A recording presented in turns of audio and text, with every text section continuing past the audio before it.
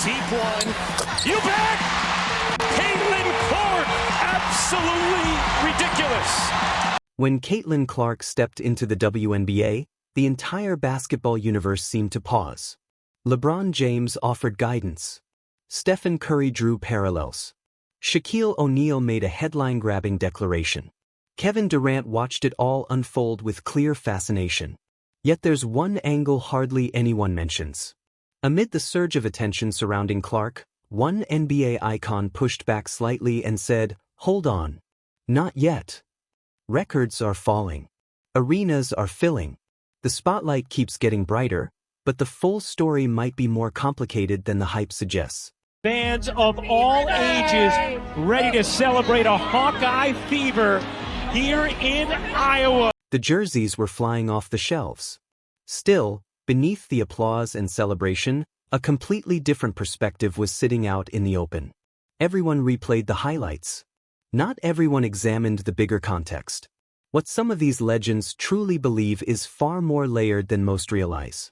Stay locked in, we're breaking it all down. Then came the moment that truly stunned the basketball community. Caitlin Clark was not included on the USA women's national basketball team roster. No detailed reasoning. No formal press briefing. No committee member publicly defending the call, just a roster announcement, and her name was missing.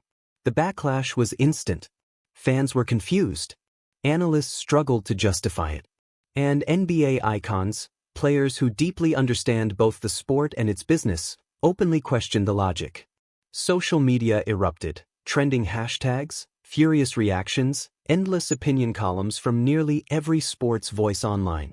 Everyone had something to say, and very few were neutral. Consider the timing. Clark had quickly become the most discussed figure in women's athletics. Viewership numbers were climbing week after week. Merchandise was disappearing from stores. Arenas that once had noticeable empty sections were now filled. New audiences, many who had never watched a WNBA matchup, were tuning in specifically to see her. And despite all of that momentum, the selection committee still passed. Even Paul Pierce, not always known for restraint, sounded surprisingly balanced when discussing it. He referenced how Michael Jordan and the legendary 1992 United States men's Olympic basketball team transformed the global reach of basketball in a single summer, suggesting moments like this can reshape an entire sport. She has been a leader for US team. And Hungary 22, Caitlin Clark for another three. She has carried herself as the heartbeat of USC and Hungary 22. Caitlin Clark pulls up again from deep. Suddenly, millions who had never followed basketball before recognized names like Scottie Pippen, Charles Barkley, and Magic Johnson because they watched that legendary squad in Barcelona. And yet the women's selection panel overlooked the one athlete who might have created that same cultural surge for their side. Paul Pierce was blunt about it. He argued that at times the sport rises above personal pride or backstage maneuvering, and this felt like one of those instances. He voiced what many were thinking. Perhaps this choice wasn't solely about skill on the court. Maybe unseen elements influenced it. Established veterans protecting their territory, locker room chemistry concerns, a structure hesitant to thrust a first-year star into a spotlight others had chased for seasons. Then Reggie Miller firmly disagreed. He stated that Caitlin Clark simply isn't among the 12 greatest players worldwide at this moment and that the committee's verdict was justified. He even added that listing her among the top 15 under review only stirred her supporters over an outcome that was never realistic. His message was clear: don't elevate someone to global elite status before she's proven it there. Fame and performance are not identical. Team USA and the Olympic stage reward excellence, not celebrity. That sparked a genuine divide. In one camp stood Pierce, KD, Shaq, Barkley, Steph, and Luka, each suggesting she belonged on that roster. In the opposite corner was Miller alone, urging restraint. Clark was unquestionably the headline attraction in women's hoops. Still, the WNBA features seasoned international competitors who have battled at the pinnacle for a long time. Would it have been just to replace one of them with a newcomer, regardless of promise? Kevin Durant offered perhaps the most compelling reflection. He remembered seeing her live for the first time, glancing up and instantly thinking, that makes sense. No explanation needed. The control she exerted, how the attack revolved around her decisions, how teammates synchronized with her rhythm, it was obvious. Another feed inside and Stuckey finishes!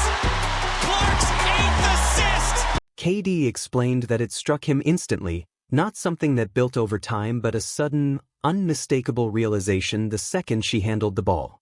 And when a player like Kevin Durant, a two-time NBA title holder and one of the purest scorers of his era, someone who has spent years analyzing the finest talent on the planet, walks into a gym without expectations and within minutes identifies you as the top talent there, that carries weight. That isn't media noise. That's a seasoned basketball intellect recognizing authentic greatness. So how does someone like that get excluded from an Olympic roster? That question still lingers without a simple explanation, and for many observers it probably always will. The rivalry that revitalized the WNBA is forming around Caitlin Clark and Angel Reese, and it feels larger than either individual. Magic Johnson was the first icon to say it publicly, comparing them to Magic and Bird of the League. That comparison is massive. Magic Johnson and Larry Bird didn't just elevate the NBA, they rescued it. In the late 1970s, the league was fighting for attention and credibility. Viewership was low, broadcast contracts were weak, and finals games aired on tape delay, meaning fans saw championship matchups the following morning instead of live. That was the reality. Then their rivalry arrived with such intensity that millions who had ignored basketball suddenly became hooked. Television numbers surged. Stadiums filled. The game turned into a nationwide conversation that stretched far beyond sports. Magic believes Clark and Reese are sparking a similar surge for the WNBA today. The intensity, the passion, the exchanges between them are generating the kind of anticipation that keeps viewers tuning in night after night. What makes it even more compelling is that their battle began long before the pros. Clark at Iowa, Reese at LSU. Two contrasting approaches, two distinct personalities, two devoted fan communities, and whenever they met on the same floor, something unforgettable unfolded. Draymond Green and Derek Fisher expanded on that idea, noting that past eras carried their own social tensions that intensified rivalries. Looking at Clark and Reese, they suggested we've witnessed this dynamic before. History isn't simply echoing, it's unfolding in a strikingly familiar pattern. And that perspective matters because this matchup transcends the court. It's about two athletes symbolizing different things to different audiences. Clark, in particular, is attracting supporters who previously never paid attention to women's basketball. Nearly 10 million people watching. Maybe we can break that 10 this year. Deep three, Caitlin Clark. Close to 10 million viewers tuned in, and maybe that number climbs even higher this season. The crowd erupts as a deep bomb drops from Caitlin Clark. Angel Reese answers with intensity and swagger that strongly connects with her supporters. Together, they sparked a dialogue that leaped from the sports section onto national headlines. That kind of impact isn't random. Kevin Garnett viewed the friction through a different lens. When critics focused on how seasoned WNBA players defended Clark, the bumps, the hard fouls, the icy reactions, KG didn't interpret it as disrespect. He interpreted it as anxiety. To him, when opponents raise their physicality, when there are no easy matchups, when longtime pros suddenly compete with heightened aggression against you, that signals acknowledgement. It means they see the threat. Teams don't design schemes for players they don't fear. No one plays rough with someone who poses no danger. Garnett experienced both sides of that dynamic throughout his career and recognized the pattern instantly. Carmelo Anthony added another perspective rarely discussed. He noted that fans aren't accustomed to women displaying raw emotion in competition the way Clark does. The visible frustration after a whistle, the blaze in her stare following a clutch shot, the fist pumps and floor slaps, every reaction fully exposed. Carmelo argued that's part of her uniqueness. Not only her skill set, but her refusal to mute her feelings. In an environment that often expects female athletes to remain poised and restrained, Clark leaned into visible passion, and audiences gravitated toward it. Gilbert Arenas quantified the phenomenon. Within just 5 appearances of Clark's WNBA journey, Merchandise revenue surpassed the league's entire previous season total. Not a portion of it, the whole year's figure, eclipsed in 5 games. That isn't luck. That isn't simple promotion. That's what happens when competition transforms into narrative and narrative becomes must-watch entertainment. And when it comes to praise, Shaquille O'Neal and Charles Barkley are not known for exaggeration. O'Neal especially never distributed admiration lightly. Throughout his playing days, he constantly declared his dominance, reminding everyone he was unstoppable and that rivals were fortunate to stand across from him. 4 titles, 3 Finals MVP awards, and a physical presence so overwhelming it once shattered arena equipment. Shaq has never been someone who casually elevates others. 19 years, Shaquille O'Neal dominated the NBA with his size and even bigger personality. He's always carried himself as the standard, the one who lets everyone know he's already on the summit. So when Shaquille O'Neal pauses and declares someone else the best ever, you listen. After seeing Caitlin Clark in action, Shaq publicly labeled her the greatest women's college player in history, not top tier, not in the conversation, but number 1. Period. He referenced her matchup against LSU and admitted he was stunned. The tone wasn't casual praise. It sounded like someone who had witnessed something unexpected and undeniable. He didn't frame it as future promise or eventual dominance. He said she already owns that title. Statement made. Debate finished. That's massive considering the lineage of women's college basketball, decades filled with legends who ruled their seasons, captured championships, and built lasting professional careers. To scan that entire legacy and place one name above all others is no small claim, yet Shaq made it without hesitation. Then Charles Barkley watched a single outing where she poured in 49 points, and his verdict was simple: monster. Not talented rookie. Not impressive scorer. Just monster. When a display exceeds expectations so completely that only an extreme word feels accurate, it says everything. Barkley has studied the sport his entire life, and that was the term he chose. Think about who these two are. Between them, they've experienced thousands of games, faced generational icons not from courtside seats but in direct competition. They battled names like Michael Jordan, Hakeem Olajuwon, and Kobe Bryant at their peaks.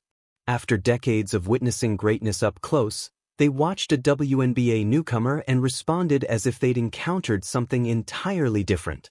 That reaction alone carries enormous weight, yet the numbers supported it. Within her opening stretch as a pro, Clark became just the 4th player in WNBA history and the only rookie to post 30 points, 5 boards, 6 assists, 3 steals, and 3 blocks in a single contest. That's influencing every dimension of the game in one performance. Caitlin Clark, she became the first ever rookie to secure a triple-double in WNBA history. She impacted defense, created for teammates, controlled the glass, and still dropped 30 a night. Even as seasoned veterans threw every scheme at her, she became the quickest rookie in league history to reach 100 points and 50 assists. During May, her first complete month as a pro, Caitlin Clark averaged 17.6 points, 6.6 assists, and 5.1 rebounds per game.